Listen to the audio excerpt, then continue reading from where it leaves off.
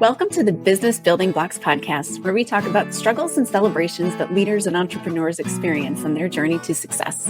I'm your host, Christina, and I'm passionate about helping you achieve massive amounts of success at work and at home. We'll talk about all things people and organizational wellness, share relatable stories, and feature insightful guests because quality people and processes are at the heart of every success story. Ready to learn, grow, and have fun? Let's dive in. Hello and welcome to the Business Building Blocks podcast. I'm your host, Christina Schmidt, and I am doing something today that I have been wanting to do for ages and I've never done. So I am going live with the podcast. So if you are on YouTube and watching it live, then welcome. Welcome to the first ever, maybe only, but probably not only live version of the Business Building Blocks podcast.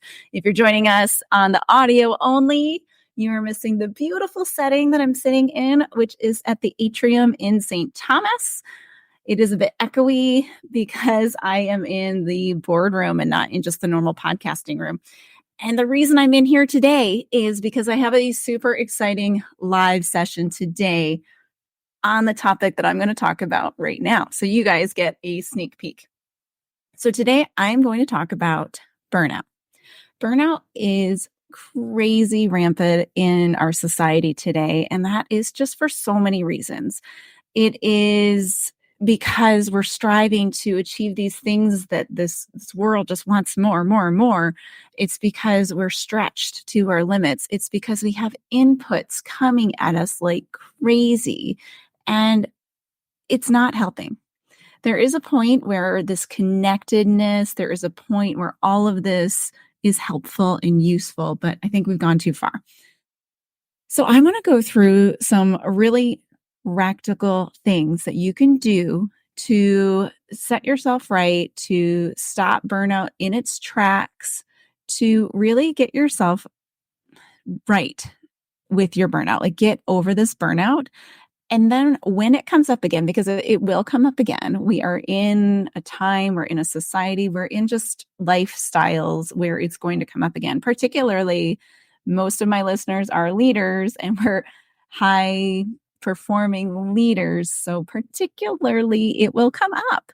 But these tools will help you get through them and get through that season where you're starting to feel the burnout and then stop it before it starts and really put some new things in place.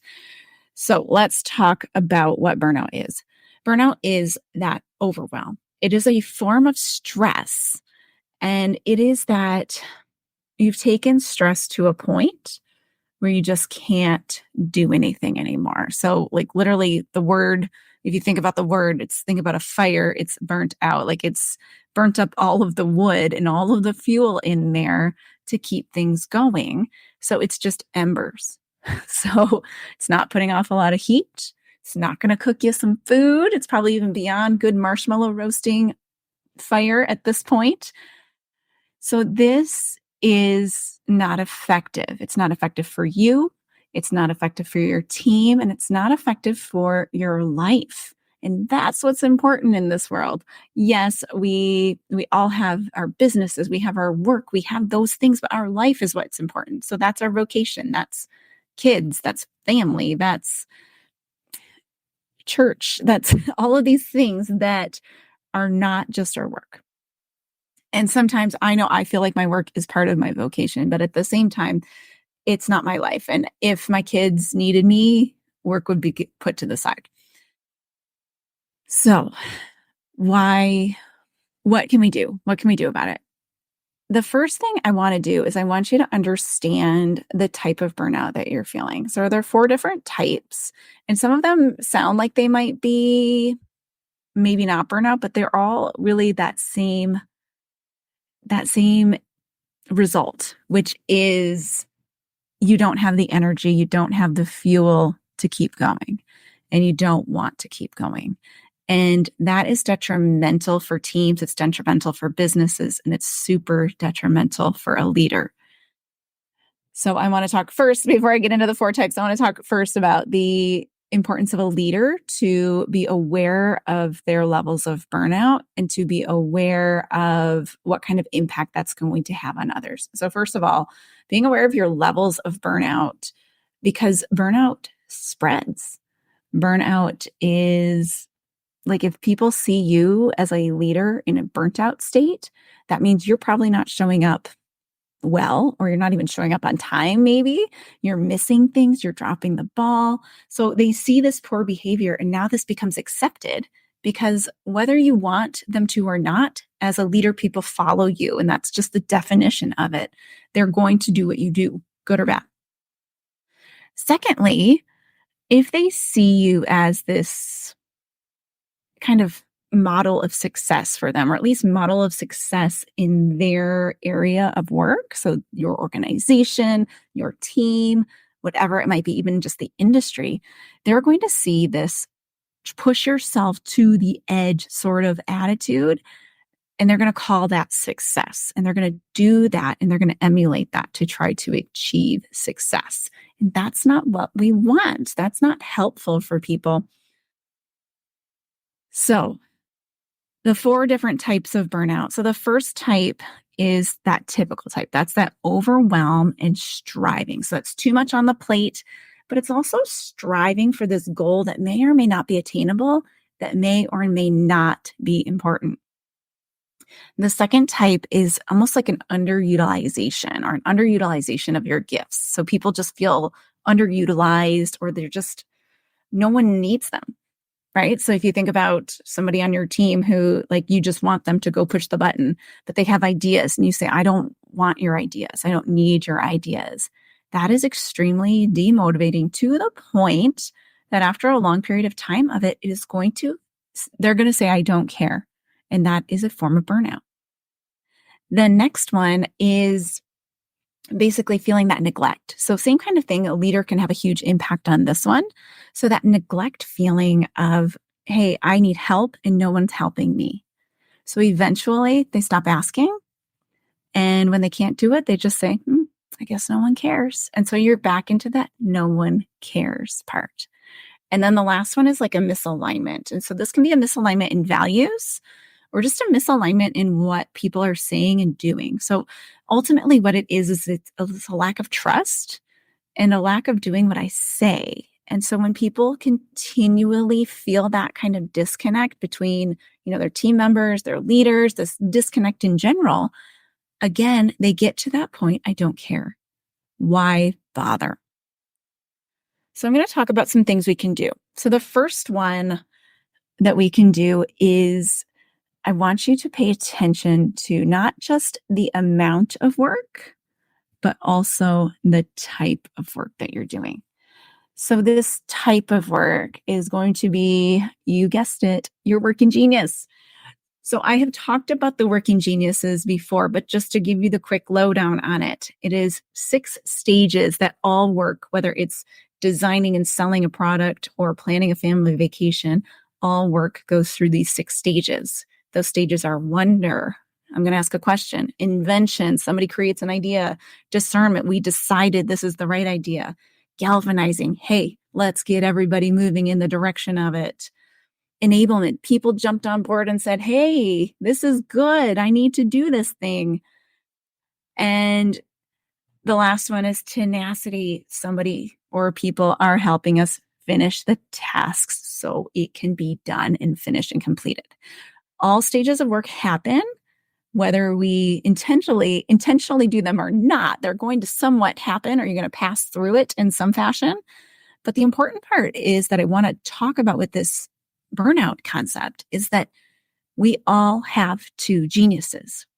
When we're allowed to function in our 2 geniuses, then we are getting energy. We are getting joy. We are being more effective and more productive than when we're operating in our competencies and frustrations, because we all have 2 of each of those as well. So 2 geniuses, 2 competencies, and 2 frustrations. Keeping in mind, particularly your geniuses and your frustrations, because those are your leading to burnout things and your cure for burnout things. So when we operate in our frustrations, we're actually going to probably very quickly get frustrated, or we might just avoid them altogether. But nonetheless, if you're operating in them, you're going to burn out very quickly. Your competencies are those in between things where you might get, you might get burnt out. Well, not that you might get burnt out, but it doesn't give you energy and it doesn't bring you joy. You can do them, but if you had to do them all day long, every single day, you would burn out. You would get to that, I don't care. I don't want to try because it is just so annoying to do this type of work. So these can be the really dangerous ones, to be totally honest, because we can get stuck in them easily because we're not bad at them. We're not hating them. And it's like, well, it's work. Is it so bad? So those can be very dangerous. But the key is that you can actually recover from burnout symptoms. So from feeling like you don't want to get off the bed or off the couch, you can recover from those by working in your geniuses. So understanding your working geniuses first and foremost can be absolutely huge in terms of recovering and avoiding and preventing workout burnout. Woo, getting excited here. So that is the number one. So if you're looking to work through your geniuses, you want to assess your geniuses, and then you want to get rid of those things that are not your geniuses as much as possible, delegate them, find a workaround for them, get someone to help you with them. You can use scheduling techniques. I like to call it a genius sandwich or a frustration sandwich by, scheduling some genius work around frustrations. And you can also use something called the Pomodoro method, which is a combination of working for 25 minutes and resting for 5 and doing that over a series of times. So those things are super helpful in terms of working through the frustrations, but ultimately burnout cure is getting more genius work. So it's not doing less work, it's just doing the right type of work, which is actually really interesting. So the second levels of helping that I want to go through is a little bit less tangible. So we'll say it is a little bit more mindset and kind of internal, but it is really just in how we look at things. So a perspective shift. So as a leader, we do have this tendency to head into burnout quite quickly. And a lot of it is because we feel like everything is on our shoulders. But as a leader, I always preach that we are a cornerstone as the leader, which means that there are other things that are helping stabilize us. So we're not the only thing at the bottom. Yes, we're extremely important. We have to take care of ourselves very well, but we're not the only thing holding us. We have a team, we have systems, we have strategies, we have tools to support us. And when we remember that in our perspective, then we can be more effective too. Because number one, like I always think of, I get super stressed out when somebody's asking me questions and I'm in the middle of something, somebody comes and asks me a question. And my first go-to is to just answer the question, right? And that happens a lot. This is our first go-to. And it's like, oh, let me do the thing to help you do the thing. But when you have systems and structures in place, you actually say, well, you might still get interrupted. But now you can say, well, have you checked the system and structure that we put in place to take care of this thing? So you have some go-tos, or you can say, have you spoken to your supervisor first instead of skipping and coming to me? So you can do some things, or you can even say, you know what, is this urgent? Because this is my time right now. I can speak with you at this time. Is that okay? Because you have systems and structures in place to help support your well-being, as well as the whole team and the business as a whole. But those systems and structures are helpful. And so remembering that you're not the only thing, no one should be coming after you for every answer of every question. And if you have that, then we need to do some work around those systems. The second phase of what I want to talk about with this mindset thing is really around our thoughts of who is there. And it's similar, but it's this, we're not in this alone.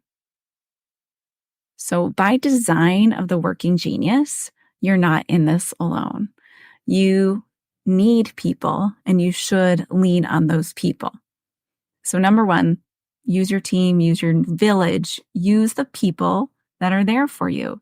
But number two, and this is a little bit maybe different for some of you, not that different if you've listened to a lot of my episodes, but I preach a lot for leaders that you need to be well, right? You need to be healthy, but not just in the usual physical sense. I preach that it is a physical wellness, so feeding your body with good fuel, moving your body regularly, and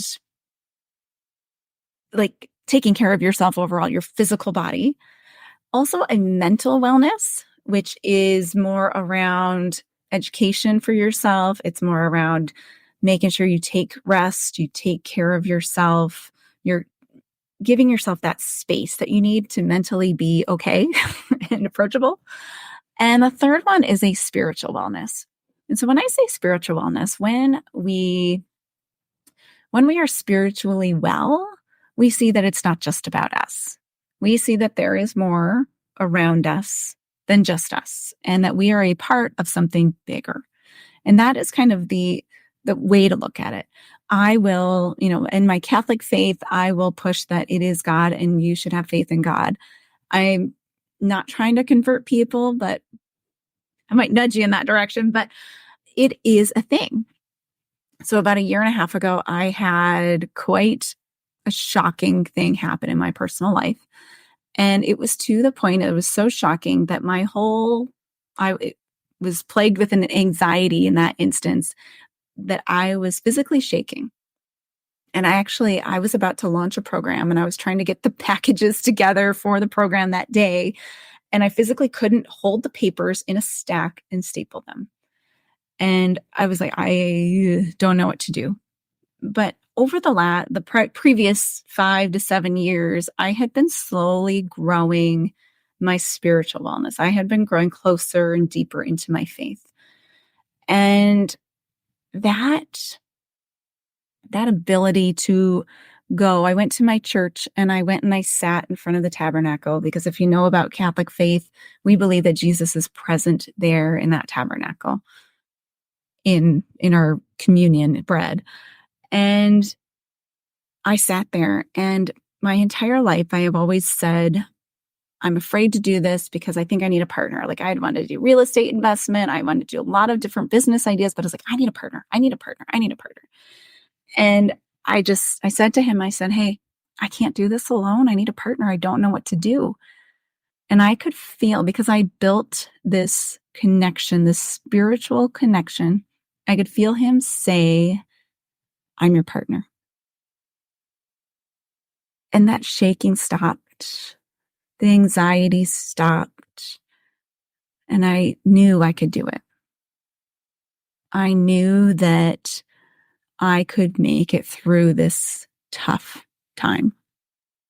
So do I still have moments? Absolutely. Did I, especially early on? Absolutely. Those moments don't go away, but you can get out of the moments when you have that spiritual wellness, because there is more than just you. It's not just you. You're not a God, right? We don't control things, right? So having that wellness and having that time and that ability is just huge in terms of being able to get through some of that burnout. It carries me through when I'm feeling overwhelmed with tasks and when I'm feeling overwhelmed with stress and anxiety and everything else. It carries me through because I know I have something. I have someone.